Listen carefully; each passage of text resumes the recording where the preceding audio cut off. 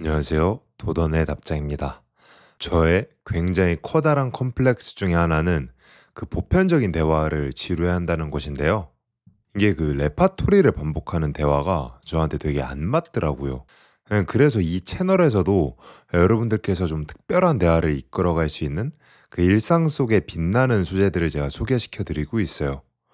그래서 그런지 제 영상에서 제일 인기 있었던 게 여운을 남기는 대화였어요. 그래서 오늘도 누군가한테 여러분들의 특별함을 각인시킬 수 있는 소재를 가져왔습니다. 이제 연말이죠. 연말에 막년회 한다고 좀 여러 모임 사람들 만나게 돼 있잖아요. 근데 그 어딘가에서 1년 마무리했던 말들 똑같이 계속 반복하는 게 저한테는 너무 무료한 거예요. 이게 처음에는 그냥 '이 대화가 재미가 없나? 내가 이야기를 이 모임에서 좀 덜 해서 속이 좀 안 풀려서 그러나?' 싶었는데 그게 아니더라고요. 한 해의 끝자락에서 그 또 한 번의 복붙된 대화로 시간을 보내는 게 제 취향이 아니더라고요. 약간 그 비즈니스 미팅을 할 때 처음 자기소개하는 걸 그 사석에서까지 가서 하는 느낌이랄까? 그래서 저 되게 나름 여러 가지 시도를 해 봤어요. 그래서 막년회를 하는 날들의 간격을 띄워 본 적도 있어요. 그러니까 이렇게 하면은 그 저도 첫 막년회를 하고 나서 생각을 정리할 시간이 생기거든요.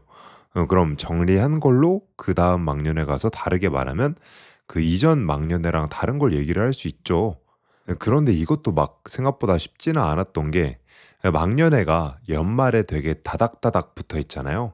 그래서 어쩔 때는 좀 소재의 수위를 높여 보기도 했는데 이게 자극적인 소재를 다루는 것도 저한테는 큰 재미가 아니었습니다. 절 흥미롭게 하는 대화는 생각하게 하거나 그 변화하게 하는 그런 대화인데요. 그래서 오늘은 "도덕님은 특이해요."라고 제가 듣는 여러 가지 질문들과 제 행동들을 공유해 보고자 합니다. 첫 번째는 취향을 묻는 대신 방향성을 묻는 질문을 하는 것입니다. 그 사람들은 보통 대화를 할 때 기호나 취미 좀 이런 걸 물어보긴 하잖아요. 예를 들자면 뭐 "러닝 좋아하세요?" 뭐 "클라이밍 해 보셨나요?" 그러니까 이런 질문들이 대표적이죠. 그런데 이런 질문은 그 대화의 한계가 금방 나옵니다. 그러니까 취미나 기호는 사람마다 너무나 다르기 때문이에요. 그러니까 누군가는 러닝을 좋아할 수도 있어요. 클라이밍을 좋아할 수도 있어요. 근데 누군가는 전혀 관심이 없을 수도 있잖아요. 이런 미시적인 질문은 얻어 걸리면 좋긴 한데 '아 우리는 안 맞나?' 이제 이런 인상을 줄 수가 있어요. 그러니까 공통점을 찾으려고 했던 대화가 되려 좀 벽을 만드는 결과를 낳는 거죠. 그래서 저는 취향을 묻는 대신 그 큰 틀에서 그 방향성을 묻는 대화를 선호해요. 취향은 대화를 멈추게 하는데 방향성은 대화를 흐르게 만들기 때문이에요. 그 방향성에 대한 질문을 먼저 던지면 취향의 영역을 질문을 했을 때요. 상대방이 내가 좋아하는 거를 반대로 상대방은 싫어하더라도 그 속에서 공통점을 발견할 가능성이 되게 커져요. 그래서 제가 자주 던지는 질문 중에 하나가 있는데요. 뭐 "누구누구 님은 경제적으로, 정신적으로, 지적으로, 신체적으로 어떤 목표를 가지고 있나요?" 라고 해요. 이 질문이 특이한 이유는 두 가지입니다. 첫 번째는 어디에도 쉽게 들어본 적이 없는 질문이라는 점이고요. 두 번째는 이 질문을 통해서 상대방의 솔직하고 그 준비되지 않은 이야기를 들을 수 있다는 점이에요. 방향성에 관한 질문은 상대방이 스스로 좀 정리해 본 적이 없는 부분을 꺼내게 만들어 줘요. 그만큼 되게 자연스럽고 그 사람만의 이야기가 드러나는 대화를 이어갈 수 있게 됩니다.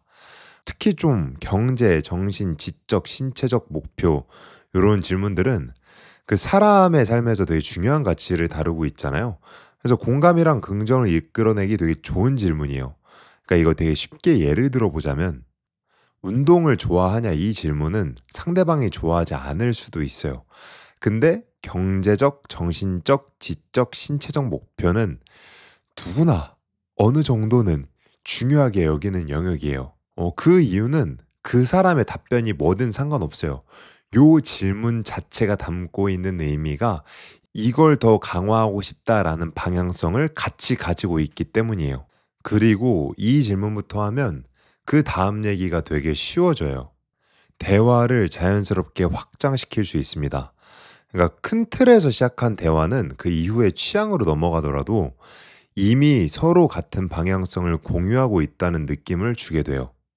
우리는 같은 삶의 방향을 바라보고 있지만 조금 다른 방식을 가지고 있다. 이런 생각이 드는 거죠. 그래서 설령 그다음에 내가 취미 얘기를 하더라도 같은 방향성이니까 괜찮지. 좀 이렇게 자연스럽게 좀 생각을 하게 됩니다. 서로의 차이를 부각시키는 대신 공통의 목표를 확인하며 더 깊은 연결을 만들어 주는데요. 이렇게 그 방향성에 대한 질문을 통해서 시작하면요. 이게 서로의 차이를 부각시키는 대신 공동의 목표를 확인해서 더 깊은 연결을 만들어 주게 됩니다. 참고로 저의 경제적인 목표는 내 상상에 제약을 주지 않을 정도로의 경제력을 갖는 것. 정신적인 목표는 내가 주변 사람한테 시키지 않아도 늘 사랑한다고 말하고 내가 외치지 않아도 주변 사람들이 나를 늘 사랑한다고 말하는 상태이고요. 지적 목표는 계속해서 궁금해하고 호기심을 가지며 세상 모든 것에 낯설음을 유지할 수 있는 지식을 축적하는 것. 신체적 목표는 저녁 6시까지든 어떤 일을 하든 지치지 않고 꾸준히 해내는 체력을 갖는 것인데요. 그 마지막에 말한 그 신체적 목표만 하더라도요. 그러니까 왜 6시까지만 체력이 있어야 하냐부터 해서 그 각자의 경험에 따라 창의적이게 나올 답이 되게 다양합니다. 그래서 대화 주제로도 되게 좋아요. 이건 좀 여러분들한테 좀 궁금하기도 해서 여러분들도 어떤 목표를 가졌는지 댓글 남겨주시면 저도 추가적으로 답글을 남겨볼게요.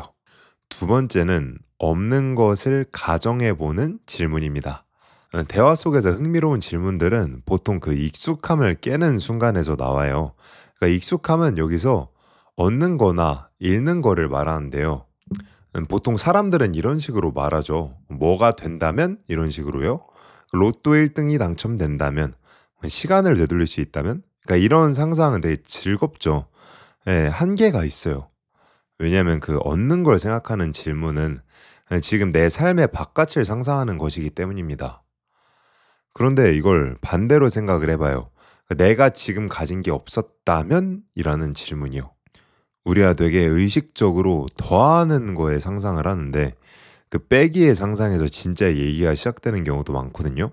이 빼기의 상상이 내 선택의 가치를 되게 재발견하게 되고 현재를 더 깊이 긍정하게 만듭니다. 왜냐하면 그 삶에서 사라진 무언가는 그 지금의 나를 되게 선명하게 비춰주거든요. 그러니까 없음을 상상한다는 건 단순히 결핍이 아니에요. 그러니까 내 자원과 에너지를 어디에 쓰고 있는지를 새롭게 바라보게 하는 그런 과정입니다. 지금의 선택이 얼마나 효율적이고 중요한지, 그리고 또 후회를 하는지 아쉬움이 있는지를 통해서 그 새로운 대안을 찾게 만들어 줍니다. 저는 저한테 이렇게 질문을 던져본 적이 있어요. 내가 경주에 오지 않았다면, 이런 질문이요. 저 대학 시절 때 저 꽤나 성실하게 살았어요. 성적도 되게 좋았었고 대외 활동도 진짜 성과를 많이 냈었어요. 근데 그 마음 한구석엔 이런 질문이 있었어요. '내가 진짜 평가받을 준비가 돼 있는 사람인가? 이 평가가 내 것인가?'라는 이런 생각이요. 그러니까 왜냐하면 대학 생활은 늘 어떤 안전망 속에 있잖아요. 그러니까 학교라는 구조가 있고 학교 안에 경쟁자만 있는 상황에서, 그러니까 내가 나를 스스로 인정할 만한 큰 무대에서 승부해 본 게 성인 이후로 없었어요. 그리고 이게 제가 잠깐 그 스튜디오에서 포토그래퍼로 일을 한 적이 있는데 이게 진짜 제 인생의 암흑기였어요. 얼마나 암흑기였냐면 그 막판에는 제가 사내 정치에 좀 밀려 가지고 배우고 싶은 거 아예 못 배우고요. 일이 되게 점점 단순해지고 그 제가 지금 반복하는 모든 것들이 의미가 사라지더라고요. 사진관에서 일하는 건 되게 매력적이었는데 그 속에서 느끼던 성취감이 이게 잡일이 많아지니까 되게 희미해져 가더라고요. 무슨 일이 있었냐면 퇴근 1시간 전에 그 완전히 엉켜 있는 그 실타래를 저한테 풀라고 하시는 거예요. 그러니까 1시간 동안 열심히 풀어 봤는데 안 풀리죠. 근데 퇴근 시간이 돼서 퇴근을 하려고 했는데 "이거 왜 안 풀고 퇴근을 하려고 하냐." 막 엄청 화를 내시더라고요. 그때 제가 자존감이 진짜 바닥을 쳤었거든요. 그때 당시에는 '내가 이 정도 실타래도 못 푸는 사람인가.' 막 혼자 이런 생각이 드는 거예요. 예, 그리고 요 질문이 되게 처음으로 '나만 따로 떼놓고 평가를 받고 싶다.'라는 그런 갈망을 가져다 줬어요. 그러니까 이게 단순히 '인정받고 싶다.' 이런 게 아니라 그 누군가의 구조가 있지 않고 나만 좀 증명을 받아보고 싶었었어요. 그래서 그런 제가 경주에 내려온 건 스스로를 시험대에 놓고 싶어서였을지도 몰라요. 그러니까 안정망 없이 좀 누군가 관여 없이 내가 나를 선택하는 삶을 좀 살고 싶었던 거죠. 경주에 오지 않았다면 상상을 해 보면 아마 뭐 안정적인 회사 다니면서 크게 흔들리지 않는 삶을 살았을 거예요. 학점도 막 크게 엇나가게 받지 않았으니까 괜찮은 직장이랑 안정된 삶을 누리고 있었겠죠. 근데 이게 저한텐 그게 정답이 아니었어요. 경주에서 창업을 선택을 해서 시장한테 평가도 받아보고 뭐 스스로 가치를 좀 증명하는 방법을 배웠습니다. 그래서 그 없었다면을 가정하는 것 자체도 여러분들의 그 연말 대화 소재거리로 아주 아주 아주 추천드립니다. 그래서 오늘은 여러분들의 흥미로울 대화를 위해서 제가 특별하게 대화를 진행하는 그런 방법의 팁들을 좀 여러분들한테 소개를 시켜 드렸습니다. 저는 좋은 대화는 이렇게 생각을 해요. 그 좋은 대화는 그 단순하게 좀 시간을 채우는 게 아니라 삶의 방향을 함께 바라보는 것이라고 생각을 합니다. 오늘 준비한 영상 여기까지고요. 원래 도던의 답장 채널 자체가 사연을 받아서 하는 거란 말이에요. 그래서 사연을 읽어드리고 거기에다 이제 제 생각을 얻는 식인데 아직까지는 사연이 잘 들어오진 않아서 이렇게 제 생각을 좀 얘기를 하고 있어요. 그래서 다음부터는 좀 사연을 제가 한번 인터넷에서라도 좀 꼽아서 해보려고 합니다. 그래서 여러 가지 좋은 생각이나 소재거리 있으면 말씀해 주시면 저도 적극 반영을 해보도록 하겠습니다. 세상에 내연자있지만 대화되어 살아나면 좋겠다 생각하는 이야기 메일로 보내주시면 제가 한번 읽어보고 답변 남길 수 있는 종류의 주제라면 영상에서 또 다뤄보도록 하겠습니다. 그 다른 생각 있으시다면 얼마든 댓글 남겨주시면 감사할 것 같고요.